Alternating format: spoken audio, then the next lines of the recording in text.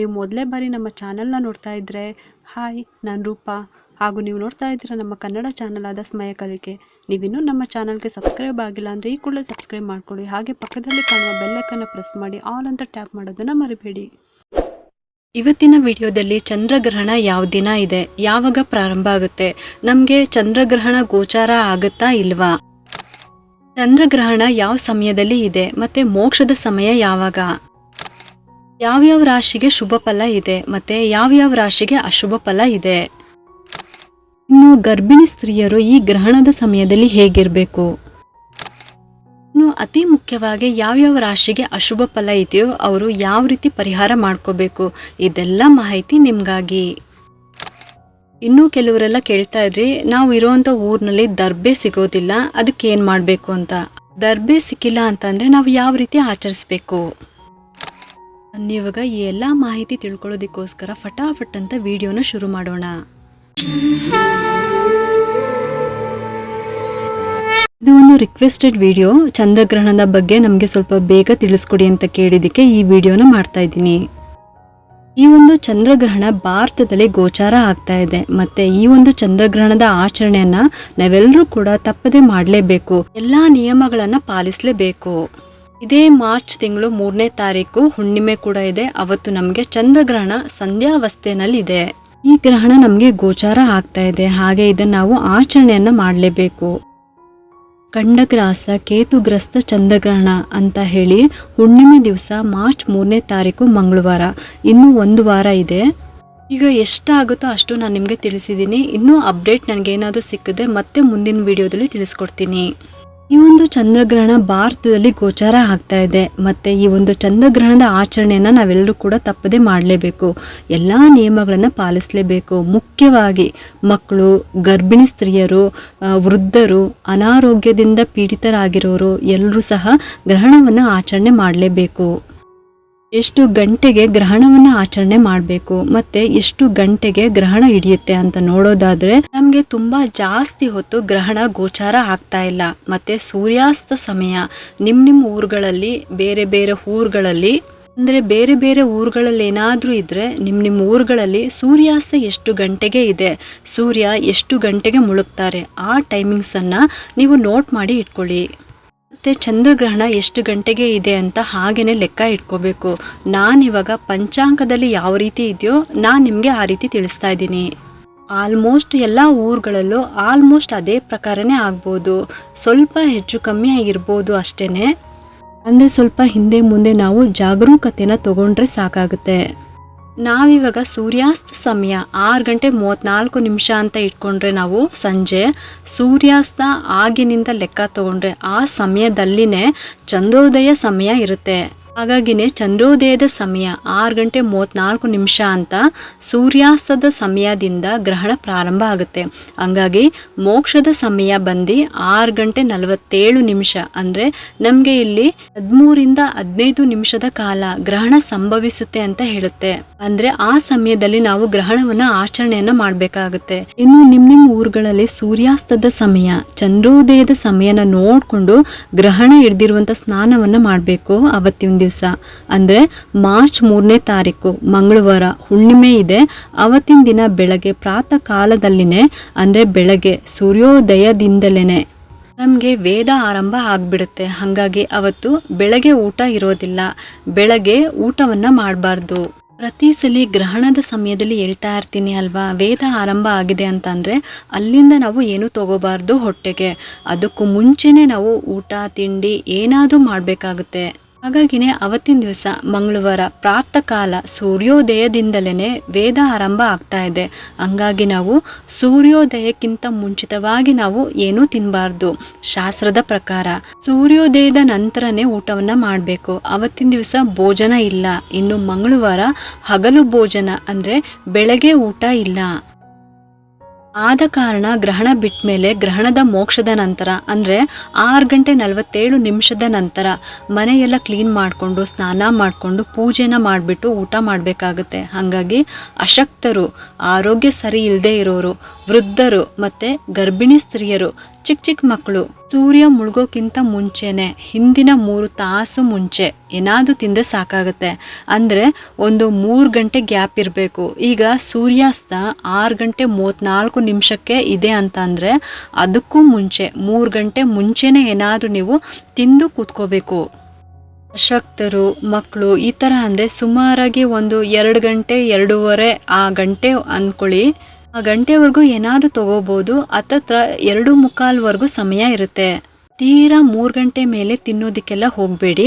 ಅಂದರೆ ಆರೋಗ್ಯದ ಸಮಸ್ಯೆ ಇರೋರು, ವೃದ್ಧರು, ಗರ್ಭಿಣಿ ಸ್ತ್ರೀಯರು ಇವರೆಲ್ಲರೂ.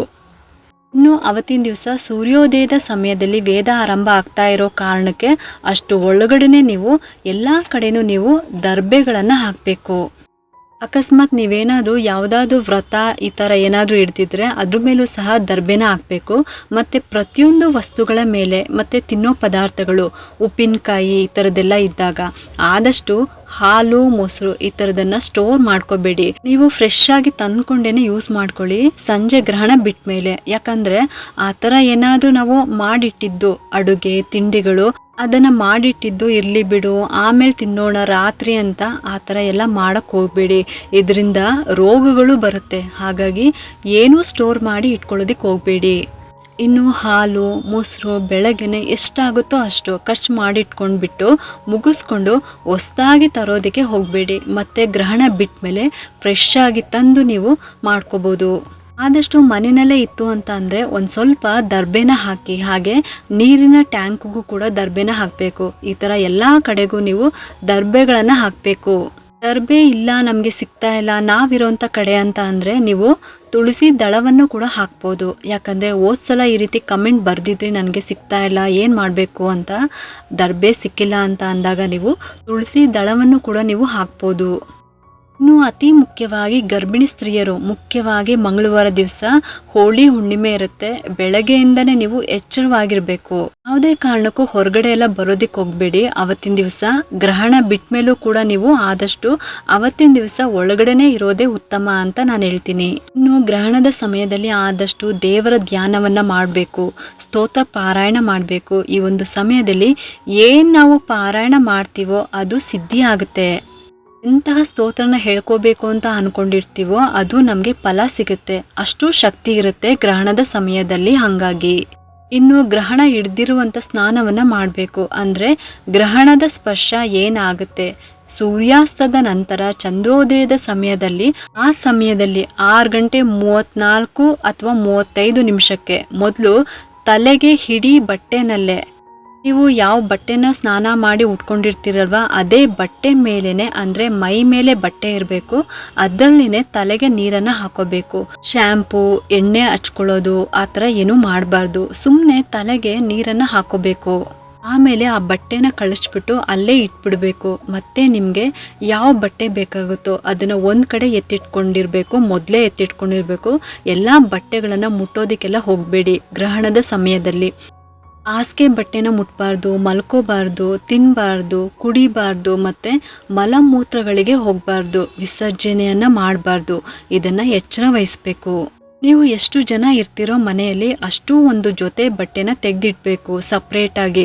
ಮತ್ತು ಬೀರು ಮುಟ್ಟೋದು ಆ ರೀತಿ ಎಲ್ಲ ಮುಟ್ಟೋದಕ್ಕೆ ಹೋಗಬಾರ್ದು. ಆದಷ್ಟು ತೆಗೆದಿಟ್ಕೊಳ್ಳಿ ಒಂದು ಕಡೆ. ಮತ್ತು ಸ್ನಾನ ಮಾಡಿಕೊಂಡು ಬೇರೆ ವಸ್ತ್ರವನ್ನು ಉಟ್ಕೊಂಡು ಜಪ ತಪಗಳನ್ನು ಮಾಡ್ಕೋಬೇಕು, ಸ್ತೋತ್ರಗಳನ್ನು ಪಾರಾಯಣ ಮಾಡ್ಕೋಬೇಕು. ನಂತರ ಗ್ರಹಣದ ಮೋಕ್ಷ ಸಮಯದ ಕಾಲದಲ್ಲಿ ಅಂದರೆ 6 ಗಂಟೆ 47 ನಿಮಿಷದ ನಂತರ ತಲೆಗೆ ಎಣ್ಣೆ ಹಚ್ಕೊಂಡು ತಲೆ ಸ್ನಾನವನ್ನು ಮಾಡ್ಕೋಬೇಕಾಗುತ್ತೆ. ಈ ರೀತಿಯಾಗಿ ಅವತ್ತಿನ ದಿನ ಆಚರಣೆಯನ್ನು ಮಾಡಬೇಕು. ಇನ್ನು ಎಲ್ಲ ಪ್ರದೇಶದಲ್ಲೂ ಕೂಡ ಮೋಕ್ಷ ಕಾಲ ಇದೇ ಸಮಯನೇ 6 ಗಂಟೆ 47 ನಿಮಿಷಕ್ಕೆ ಗ್ರಹಣ ಮೋಕ್ಷ ಆಗುತ್ತೆ. ಹಂಗಾಗಿ ಮೋಕ್ಷದ ಕಾಲ ಸೇಮೇ ಇರುತ್ತೆ. ಇನ್ನು ಸೂರ್ಯಾಸ್ತದ ಸಮಯ ಮಾತ್ರ ನೀವು ನಿಮ್ಮ ಊರುಗಳಲ್ಲಿ ಗೂಗಲ್ನಲ್ಲಿ ಸರ್ಚ್ ಮಾಡಿದ್ರೆ ಸಿಗುತ್ತೆ. ಸೂರ್ಯಾಸ್ತ ಎಷ್ಟು ಗಂಟೆಗೆ ಇದೆ ಅಂತ ನೋಡಿಕೊಂಡು ನೀವು ಸ್ನಾನವನ್ನು ಮಾಡಬೇಕು. ಆ ನಂತರ ಜಪ ತಪಗಳನ್ನು ಮಾಡ್ಬೋದು. ಇನ್ನು ಬೆಳಗ್ಗೆ 9 ಗಂಟೆಗೆ ಎಲ್ಲ ಕಾರ್ಯಗಳನ್ನು ಮುಗಿಸ್ಕೋಬೇಕು. ಮಂಗಳವಾರ ದಿವಸ 9 ಗಂಟೆ ಅಷ್ಟೊತ್ತಿಗೆ ನೀವು ಎಲ್ಲ ಕಾರ್ಯಕ್ರಮಗಳನ್ನು ಮುಗಿಸ್ಕೊಂಡ್ಬಿಡ್ಬೇಕು. ಅವತ್ತಿನ ದಿವಸ ಬೆಳಗ್ಗೆ ಸ್ನಾನ ಪೂಜೆ ಇನ್ನೇನು ಮಾಡ್ತಿರೋ ಎಲ್ಲನೂ ಮುಗಿಸ್ಕೊಂಬಿಡಿ. 9 ಗಂಟೆ ನಂತರ ಏನೂ ಮಾಡೋದಕ್ಕೆ ಹೋಗಬೇಡಿ. ಇನ್ನು ಗರ್ಭಿಣಿ ಸ್ತ್ರೀಯರು ತುಂಬಾ ಹುಷಾರಾಗಿರ್ಬೇಕಾಗುತ್ತೆ. ಏನಾದರೂ ಹೆಚ್ಚೋದು, ಕೆಲಸ ಮಾಡೋದು ಮತ್ತು ಇನ್ನೇನೇನೋ ಮಾಡಬಾರ್ದು. ಆರಾಮ್ಸೆ ನೀವು ಒಂದು ಕಡೆ ಕೂತ್ಕೊಂಡು ಧ್ಯಾನ ಮಾಡಿ ದೇವರ ಸ್ತೋತ್ರವನ್ನು ಹೇಳ್ಕೊಳ್ಳಿ. ಇದರಿಂದ ಮಗುಗೆ ಒಳ್ಳೆಯದಾಗತ್ತೆ. ಆದಷ್ಟು ನೀವು ಹುಷಾರಾಗಿರಬೇಕು. ಹೊರಗಡೆ ಎಲ್ಲ ಓಡಾಡೋದಕ್ಕೆ ಹೋಗಲೇಬೇಡಿ. ಇನ್ನು ಅತಿ ಮುಖ್ಯವಾಗಿ ಗ್ರಹಣ ಯಾವ್ಯಾವ ರಾಶಿಗೆ ಇದೆ, ಏನೇನು ಪರಿಹಾರ ಮಾಡ್ಕೋಬೇಕು ಅಂತ ತಿಳ್ಕೊಳ್ಳೋಣ. ಪೂರ್ವ ಫಲ್ಗುಣಿ ನಕ್ಷತ್ರ ಸಿಂಹ ರಾಶಿ, ಇವರಿಗೆ ವಿಶೇಷ ಅನಿಷ್ಟ ಇದೆ. ಹಾಗಾಗಿ ಇವರು ಜಪ ತಪವನ್ನು ಮಾಡಬೇಕು, ಸ್ನಾನ ಮಾಡಬೇಕು. ಹಿಡ್ದಿರುವಂಥ ಸ್ನಾನ ಮತ್ತು ಬಿಟ್ಟಿರುವಂಥ ಸ್ನಾನ ಎರಡನ್ನೂ ಮಾಡಬೇಕು. ಗ್ರಹಣದ ಮುಂಚೆ, ಗ್ರಹಣ ಆದಮೇಲೆ. ಮತ್ತು ದಾನ ಧರ್ಮಗಳನ್ನು ಮಾಡ್ಕೋಬೇಕಾಗುತ್ತೆ. ಮತ್ತು ಏನು ದಾನ ಕೊಡಬೇಕು ಅಂತ ಹೇಳ್ತೀನಿ. ಇನ್ನು ಶುಭ ಫಲ ಯಾರ್ಯಾರಿಗಿದೆ ಅಂತಲೂ ಕೂಡ ತಿಳ್ಕೊಳ್ಳೋಣ. ಮಿಥುನ ರಾಶಿಯವರಿಗೆ, ಮೀನ ರಾಶಿಯವರಿಗೆ, ತುಲಾ ರಾಶಿಯವರಿಗೆ, ವೃಶ್ಚಿಕ ರಾಶಿಯವರಿಗೆ ಶುಭ ಫಲ ಇದೆ. ಇನ್ನು ಮಿಶ್ರ ಫಲ ಯಾವ್ಯಾವ ರಾಶಿಗಿದೆ ಅಂತ ಅಂದರೆ ಮೇಷ ರಾಶಿಗೆ, ಕರ್ಕಾಟಕ ರಾಶಿಗೆ, ಧನುರ್ ರಾಶಿಗೆ ಮತ್ತು ಕುಂಭ ರಾಶಿಯವರಿಗೆ, ಈ ರಾಶಿಯವರಿಗೆ ಮಿಶ್ರ ಫಲ ಇದೆ. ಇನ್ನು ಅಶುಭ ಫಲ ಯಾವ್ಯಾವ ರಾಶಿಗಿದೆ ಅಂತ ಅಂದರೆ ವೃಷಭ ರಾಶಿಯವರಿಗೆ, ಸಿಂಹ ರಾಶಿಯವರಿಗೆ, ಕನ್ಯಾ ರಾಶಿಯವರಿಗೆ, ಮಕರ ರಾಶಿಯವರಿಗೆ, ಈ 4 ರಾಶಿಗಳಿಗೂ ಅಶುಭ ಫಲ ಇದೆ. ಹಾಗಾಗಿ ಮಿಶ್ರ ಫಲ ಇರೋರು ಕೂಡ ದಾನ ಧರ್ಮಗಳನ್ನು ಕೊಟ್ಟರೆ ಉತ್ತಮ. ಮತ್ತು ಅಶುಭ ಫಲ ಇರೋರು ಕೊಡಲೇಬೇಕು. ವೃಷಭ, ಸಿಂಹ, ಕನ್ಯಾ, ಮಕರ ಈ 4 ರಾಶಿಯವ್ರಿಗೂ ಸಹ ಅಶುಭ ಫಲ ಇದೆ. ಹಾಗೆ ಇವರು ಕೂಡ ದಾನಗಳನ್ನು ಕೊಡಬೇಕು. ಗ್ರಹಣ ಬಿಟ್ಟ ಮೇಲೆ ದಾನವನ್ನು ಕೊಡಬೇಕು. ಗ್ರಹಣ ಹಿಡ್ದಿರೋಕ್ಕಿಂತ ಮುಂಚೆನೇ ನೀವು ಒಂದು ತಟ್ಟೆನಲ್ಲಿ ಒಂದು 1/4 kg ಅಥವಾ ಅರ್ಧ kg ಅಕ್ಕಿನ ಹಾಕೊಳ್ಳಿ.